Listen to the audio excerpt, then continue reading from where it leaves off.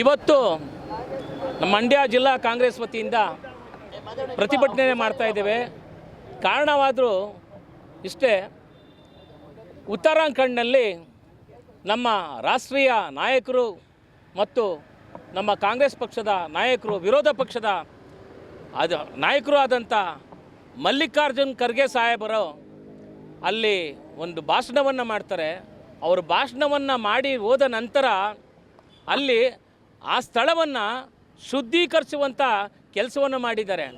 ಇದರ ಅರ್ಥ ಇನ್ನೂ ಜಾತಿ ಪದ್ಧತಿಯನ್ನು ನಾವು ಉಳಿಸ್ತಾ ಇದ್ದೀವಿ ಅನ್ನೋ ಮನುವಾದಿಗಳು ದೇಶಕ್ಕೆ ಸಂದೇಶವನ್ನು ಕೊಡ್ತಾ ಇದ್ದಾರೆ. ನೀವಿನ್ನೂ ಆ ಜಾತಿಲೇ ಇರಬೇಕು ಅಂತ. ಎಲ್ಲಿ ಸ್ವಾಮಿ ಹಿಂದೂಗಳು ನಾವೆಲ್ಲ ಒಂದು ಅಂತ ಹೇಳ್ತಾ ಇದ್ದೀರಲ್ಲ, ಎಲ್ಲಿ ಆಳೋಗೋಗಿದ್ದೀರಿ ನೀವೆಲ್ಲ? ಬನ್ನಿ ಬೀದಿಗೆ. ನಿಮ್ಮದೆಲ್ಲ ಡೋಂಗಿ ಹಿಂದುವಾದ.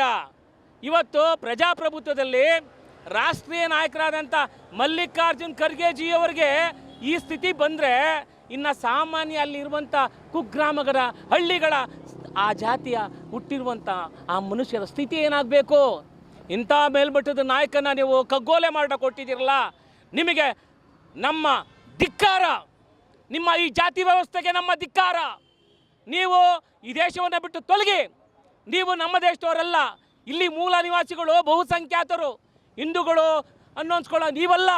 ಇಲ್ಲಿರುವಂಥ ಅಲ್ಪಸಂಖ್ಯಾತರು, ದಲಿತರು, OBCಗಳು ಈ ದೇಶದ ಪ್ರಜೆಗಳು.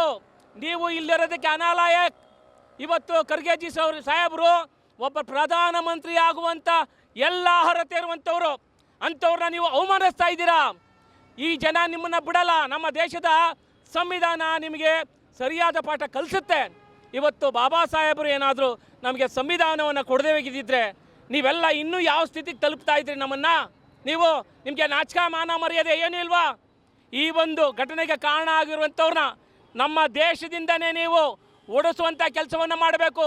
ಪ್ರಧಾನಮಂತ್ರಿಗಳೇ, ನರೇಂದ್ರ ಮೋದಿ ಅವರೇ, ಗೃಹ ಸಚಿವರೇ, ಅಮಿತ್ ಶಾ ಅವರೇ, ನೀವು ಈ ಒಂದು ಘಟನೆಯನ್ನು ಹೊತ್ತು ನಿಮ್ಮ ರಾಜೀನಾಮೆಯನ್ನು ಕೊಟ್ಟು ದೇಶದ ಜನಗಳ ಹತ್ರ ಕ್ಷಮೆ ಯಾಚಿಸಬೇಕು. ಮಲ್ಲಿಕಾರ್ಜುನ್ ಖರ್ಗೆಜಿಯವರ ಕ್ಷಮೆ ಯಾಚಿಸಬೇಕು. ಇಲ್ಲದಿದ್ದರೆ ಈ ದೇಶದ ನಮ್ಮ ಬಹುಸಂಖ್ಯಾತರು ಎಲ್ಲರೂ ಬೀದಿಗಿಳಿದು ನಿಮ್ಮನ್ನು ಓಡಿಸುವಂಥ ಕೆಲಸ ಮಾಡ್ತಾರೆ ಈ ತಕ್ಷಣದಲ್ಲಿ ಅಂತ ಹೇಳ್ತಾ, ಇವತ್ತು ನಾವು ಇಲ್ಲಿ ಸಾಂಕೇತಿಕವಾಗಿ ಪ್ರತಿಭಟನೆ ಮಾಡ್ತಾ ಇದ್ದೀವಿ. ಈ ಪ್ರತಿಭಟನೆಯನ್ನು ನಿಲ್ಲೋದಿಲ್ಲ.